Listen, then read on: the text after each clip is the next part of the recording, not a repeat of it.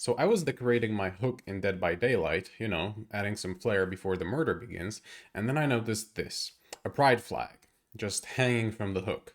And that got me thinking, this flag isn't here by accident. If you've never played Dead by Daylight, here's the deal. It's a 4v1 horror game. 4 survivors try to fix generators and escape.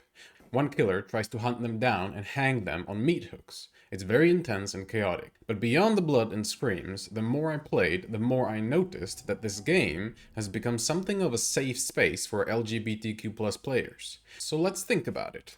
When you're constantly navigating a world that sees you as other, stepping into a horror game where that feeling is literal, where you're being chased, hunted, or hiding becomes strangely relatable. In this game, you get to externalize something that in real life is usually invisible. The fear, the tension, and the hiding. The feeling that at any moment, just existing could make you a target. Across cultures, rituals have been used to bring the inner world out into the open, to confront the shadow, to process pain. In a weird way, Dead by Daylight offers something similar. A space where queer players can externalize what they've lived through and make it playable. But here, it's a game. You control it, you can face it, run from it, even laugh at it with your friends. So there's kind of a catharsis in that. It becomes a kind of therapy in a way, not because the game is trying to be that, but because the community has shaped it into something more. And here's the thing, queer people, gay, trans, non-binary or whatever, they've always been here, since the beginning of humanity. This isn't a trend, this isn't new. It's something that's been here with us since the ancient times.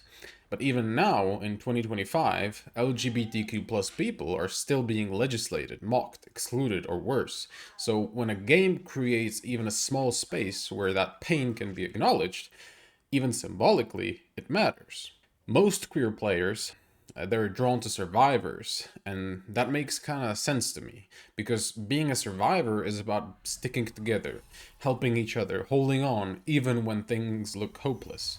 In a world where you felt alone or targeted, survivor gameplay becomes more than just mechanics. It becomes metaphor.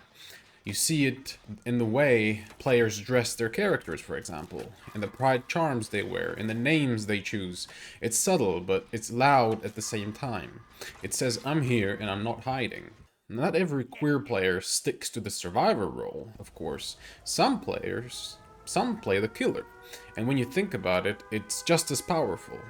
If being a survivor is about solidarity, then being the killer is about reclaiming control.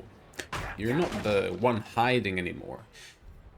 People are running from you. And the killers, they're theatrical, dramatic, stylized, sometimes even exaggerated. In a way, it's horror, but also performance. It's drag with a knife. Some LGBTQ plus players find freedom in that, I assume. Good times are coming. Ah!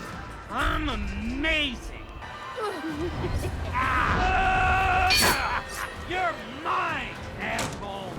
Ah! Yeah! Take this, dipshit. That's what you get when you play with dolls. When I was a kid, I got bullied a lot. I was quiet and introverted, and I internalized a lot of that anger inside me. I didn't stand up for myself enough.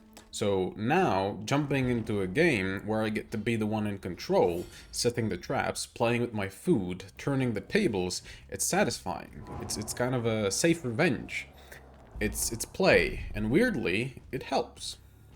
I didn't expect this when I started playing Dead by Daylight, but the more I noticed, the more I saw just how deep this connection runs. And honestly, it kind of made me love the game more. But I wonder what you think about it. Let me know in the comments down below.